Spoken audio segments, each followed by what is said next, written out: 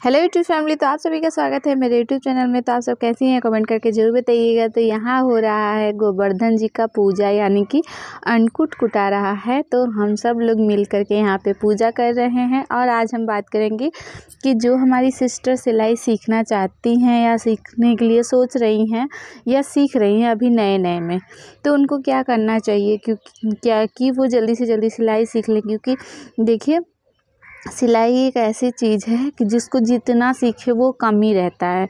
मुझे ऐसा लगता है कि सिलाई ऐसा काम है जिसको जितना सीखें उतना कम ही रहता है। क्योंकि सिलाई में हमें हर रोज़ कुछ ना कुछ सीखने को ही मिलता है। जब भी हम कुछ ना कुछ ज़रूर ही उसमें सीखते रहते हैं। और बहुत ही जितना काम हम करेंगे सिलाई में उतना ही फिनिशिंग और निखार और अच्छाई आती रहती है। जितना हम उसको डेली करेंगे ना, तो देखेंगे कि आप 10 दिन आप ऐसे देख लीजिए कि जो पहले दिन आप जो सिलाई करेंगी वो थोड़ा उसके मतलब थोड़ा सही नहीं रहता है। फिर उसके 10 दिन लगातार आप सिलाई करिए। फिर पहले वाला सिलाई जो की है उसको रखी रहिए। फिर जो 10वें दिन आप सिलाई करेंगे देखेंगे उसमें बहुत ही ज़्यादा अंतर रहेगा। क्योंकि जितना हम इस सिलाई को करते जाएंगे उतनी फिनिशिंग आती जाएगी और उतने मतलब काम में हमारी सफाई आती जाएगी। तो फिर हमारी सिलाई बहुत ही ज़्यादा अच्छी हो जाएगी। और रोज़ काम करने से जल्दी ही कोई भी काम हम जब डेली करते हैं तो उसमें बहुत ज़्यादा सफाई और फिनिशिंग आ जाती है। और अपने काम में हम बहुत ज़्यादा प्रोफेशनल हो जाते हैं, अच्छे से करते हैं। तो अगर आप सिलाई सीख रही हैं शुरू में, मतलब अभी सीखना स्टार्ट की हैं, सीख रही हैं, तो आप सबसे पहले कॉटन के कपड़े पे ही जो भी बना रही हैं, सबसे ज़्यादा तो मैं कहूँगी कि पहले आप मशीन आपको चलाने नहीं आता है। सबसे पहले बात, आपको अगर मशीन चलानी नहीं आता है तो आप उसको चलाना सीखिए। आप सबसे ज़्यादा करके पेटीकोट सिलिए। क्योंकि पेटीकोट ऐसा होता है ना कि बहुत ही ज़्यादा सीधा इसमें सिलाई चलाना होता है। इसमें ज़्यादा घुमा करके सिलाई चलाने की ज़रूरत नहीं है। तो आप सीधा सिलाई में अगर आप एकदम फिनिशिंग अच्छी आने लगी तो आप इस तरीके से जैसे 2 4 10 पेटीकोट सिल करके देखिए आप कि आप जो पहला पेटीकोट सिलेंगी वो थोड़ा गड़बड़ ही रहेगा। लेकिन जब आप लास्ट वाला पेटीकोट सिल के देखेंगी तो वो अच्छी फिनिशिंग से बना हुआ रहेगा। तो इस तरीके से आप मशीन चलाना सीख जाएंगी। तो सबसे पहले आप पेटीकोट का सिलना शुरू करिए। फिर पेटीकोट जब अच्छा से बनाने आ जाए फिर आप पहले कॉटन का ही ब्लाउज बनाइए। डबल अस्तर वाला ब्लाउज मत बनाइए। सबसे पहले कॉटन का ही ब्लाउज बनाना स्टार्ट करिए। क्योंकि कॉटन का ब्लाउज क्या होता है कि जल्दी बन भी जाता है। और कॉटन का कपड़ा ये होता है ना कि फिसलता नहीं है, बिल्कुल बहुत ही ज़्यादा अच्छे से बनता है। जिसको बनाने में आसानी भी रहती है और सीखने वालों के लिए तो बहुत ही ज़्यादा अच्छा है। क्योंकि कॉटन का जो भी कॉटन का कपड़ा होता है, चाहे आप उसका सूट बनाएं या फिर ब्लाउज़ बनाएं, बहुत ही ज़्यादा अच्छा बनता है। और उसमें सीखने में भी बहुत ही ज़्यादा आसानी होती है और आराम से उस पे मशीन भी चल जाता है। आप उसको आराम से बना लेंगी। क्योंकि जब आप शुरुआत में ही आपको बनाने में दिक्कत होने लगेगी तो फिर आप सिलाई सीखने में मतलब आपको दिक्कत होने लगेगा कि बहुत कठिन काम है। इस तरीके से आप पहले ही ज़्यादा मतलब कठिन काम मत करिए। क्योंकि अस्तर वाला जो डबल अस्तर वाला होता है उसको पहले ही मत करिए कि साड़ी वाला ब्लाउज जो हो गया उसको अस्तर लगा के सिलने से आपको प्रॉब्लम होगी। और ये थोड़ा प्रॉब्लम करता भी है क्योंकि आप शुरुआत में सीख रही हैं तो अस्तर लगा करके आपको ब्लाउज़ बनाने में प्रॉब्लम होगी। अगर आप जैसे कि आप चाहती हैं कि अस्तर वाला ब्लाउज़ बनाएं, तो जो अभी साड़ी में आ रहा है जो ब्लाउज़ पीस आता है थोड़ा मोटा वाला आता है, जो उस पे बनाइए। ना कि पतले वाले, जैसे जॉर्जेट वाली साड़ी में जॉर्जेट वाला ही ब्लाउज़ मिलता है तो उसका मत बनाइए। थोड़े मोटे वाले ब्लाउज आते हैं उसको बनाइए अस्तर लगा करके। वो ब्लाउज बनाने में आपको आसान भी लगेगा, आरामदायक भी रहेगा और अच्छे से बन जाएगा। तो आपका मन भी लगेगा। और ये क्या हो गया, जिमिचू वगैरह शुरुआत में सिलने में बहुत ही प्रॉब्लम करती। क्योंकि हम ही लोगों को सिलने में इतना फिसलता है, वो कपड़ा इतना फिसलता है कि क्या ही बताएं। तो जो नए लोग हैं उनको सिलने में तो और भी ज़्यादा प्रॉब्लम होगी। और इस तरीके से मतलब आपको जैसे आप जब भी कॉटन का या ब्लाउज़ बनाएंगी या सूट बनाएंगी ना, आपको बहुत ही अच्छा लगेगा बनाने में। आपका मन भी लगेगा बनाने में। तो पैपिन वाला भी ब्लाउज़ आप कॉटन के ही ब्लाउज़ पे सीखिए कि पैपिन किस तरीके से लगाया जाता है, कैसे। शुरुआत में जैसे देखिए, आप पहले पलट करके बनाना सीख लीजिए। फिर उसके बाद पट्टी वगैरह लगाना सीख लीजिए। उसके बाद पैपिन लगाना स्टार्ट करिए। क्योंकि पैपिन लगाना मतलब मुझे क्या लगता है कि ब्लाउज़ में सबसे ज़्यादा कठिन होता है पैपिन। क्योंकि क्योंकि आपको पाइपिंग में फिनिशिंग नहीं जल्दी से नहीं आती है। जैसे पाइपिंग में फिनिशिंग लाना बहुत ही बड़ी बात होती है, मतलब मुझे ऐसा लगता है, क्योंकि पाइपिंग में फिनिशिंग बहुत जल्दी नहीं आती। तो आपको पाइपिंग भी बनाना मतलब बहुत ही ज़्यादा थोड़ा टाइम लगेगा बनाने में, लेकिन बनाने तो आ जाएगा, लेकिन उसको प्रैक्टिस करना पड़ता है कि आप किस तरीके से पाइपिंग को बनाएं। तो इस तरीके से आप उसको रोज़ रोज़ जब भी, जैसे देखिए आप कुछ भी बना रही हैं, पेटीकोट बना रही हैं, ब्लाउज़ बना रही हैं, सूट बना रही हैं, उसको ना एक लगातार 10 दिन 15 दिन ऐसे बनाइए कि मतलब जो भी कपड़ा आप एक बार बना रहे हैं तो उसको बनाते रहिए। ऐसे क्या करने से क्या होता है ना, जब आप रिपीट एक एक चीज़ करती हैं रोज़ रोज़, तो क्या होता है दिमाग में बिल्कुल सेट हो जाता है और अलग अलग तरीके से आपको बनाने का मतलब आइडिया आएगा। तो इस तरीके से आप सिलाई जल्दी सीखेंगी। तो देखिए जब आपको पेटीकोट बनाने आ जाएगा, रोज़ कट करेंगी, रोज़ सिलेंगी, तो ये क्या हो जाता है कि आपको कटिंग करने में ज़्यादा याद करने की ज़रूरत नहीं होगी। आपको मतलब याद ही हो जाएगा, एकदम दिमाग में बैठ जाएगा कि इसकी कटिंग ऐसी होगी या सिलाई ऐसे होगी। तो जब आप ब्लाउज़ बनाना स्टार्ट करें तो 10-15 दिन तक लगातार ब्लाउज़ ही सिलिए।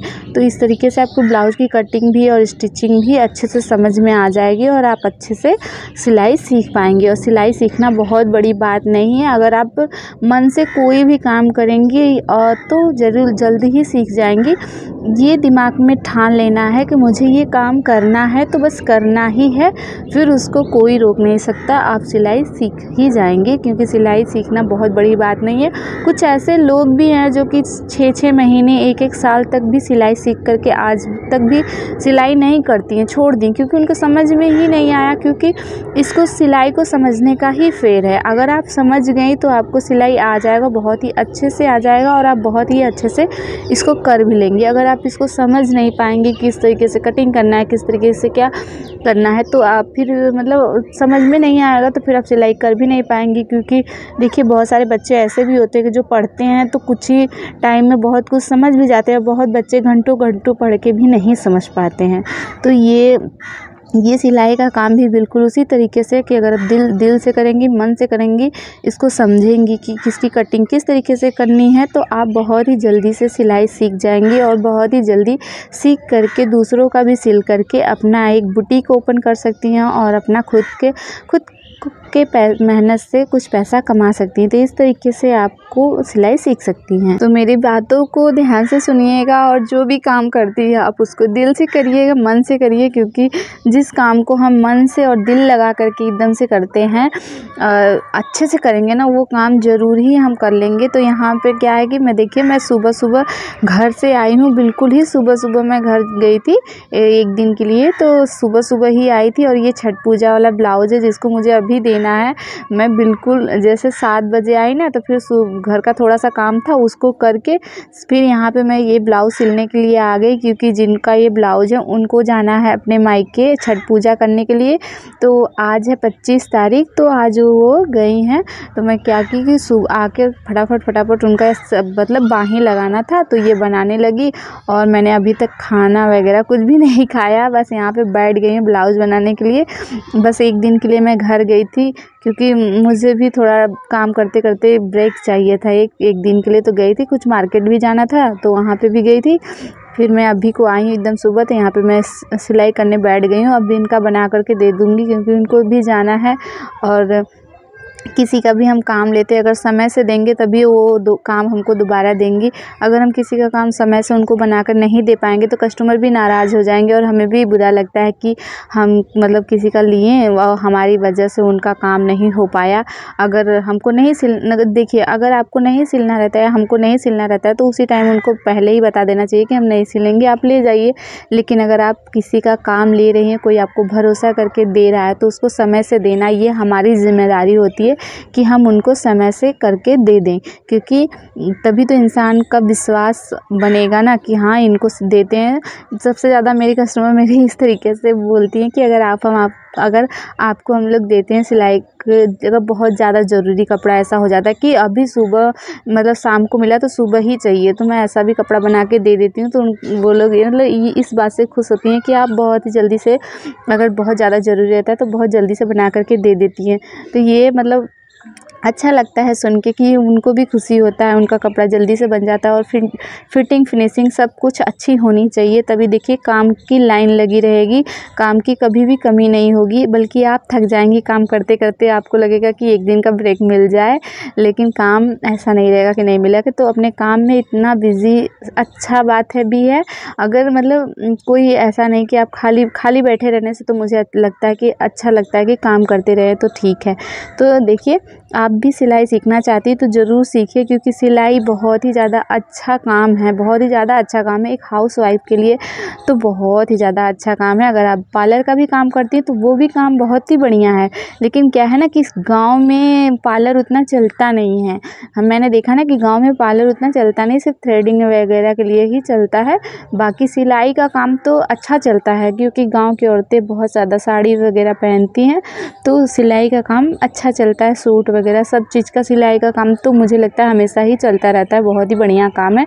अगर आपके काम में सफाई है तो आपका काम और भी ज़्यादा अच्छा चलेगा, फिर तो काम की कोई भी कमी नहीं है। तो आप चाहती हैं सिलाई सीखना तो बहुत ही अच्छी बात है, बहुत ही ज़्यादा अच्छा बात है, आप सीखिए और सिलाई करिए और अपने मेहनत से कुछ पैसा कमाइए, और आप भी खुश रहिए, आपकी फैमिली भी खुश रहेंगे, आपके फैमिली में आपकी एक रिस्पेक्ट भी, मतलब एक ये भी रहेगा कि आप घर का काम करने के बाद भी आप कुछ मतलब बाहर का काम करके कुछ अपने मेहनत से भी पैसा कमा लेती हैं, तो ये भी खुशी आपको मिलती रहेगी, बहुत ही ज़्यादा अच्छी बात है। तो यहाँ पे मैं जो है कि दोनों ब्लाउज उनका बना ली हूँ, 2 ब्लाउज था, 2 पेटीकोट था और 2 साड़ी में फॉल लगाना था, तो इस तरीके से मैंने दोनों ब्लाउज बना दिया था। ये वाला ब्लाउज तो बहुत ही ज़्यादा जल्दी बन गया था, क्योंकि ये मोटा कपड़ा है। तो देखिए, मैं इसी कपड़े की बात कर रही थी कि अगर आप अस्तर वाला ब्लाउज सिलना चाहती हैं तो ये जो मोटा वाला कपड़ा होता है, या इसमें प्लेन भी आता है, तो इस कपड़े पे आप अस्तर वाले ब्लाउज को शुरुआत में सीख सकती हैं, जो कॉटन का ब्लाउज सिलने के बाद।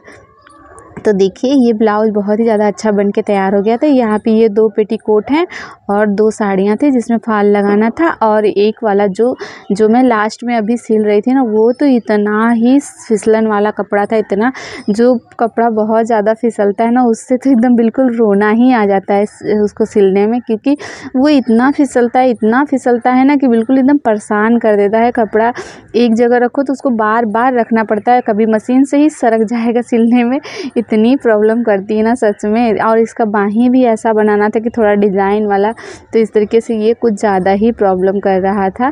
तो देखिए, लेकिन ब्लाउज़ बनके बहुत ही सुंदर सा तैयार हुआ है। ये वी नेक है पीछे का, आगे का मैंने स्वीट हार्ट नेक बनाया है, और ये वाली बाजू बनाई है बहुत ही ज़्यादा सुंदर और बहुत ही ज़्यादा अच्छा लग रहा है। और ये बाहीं बनाने में मुझे बहुत ज़्यादा टाइम लग गया। देखिए, इस तरीके से ये ब्लाउज़ भी बनके तैयार हो गया है, और मैंने उनको दे भी दिया, वो चली भी गई। मैं आप सबको दिखा रही हूँ, तो कमेंट करके ज़रूर बताइए कि कैसा लगा वीडियो। Thank you.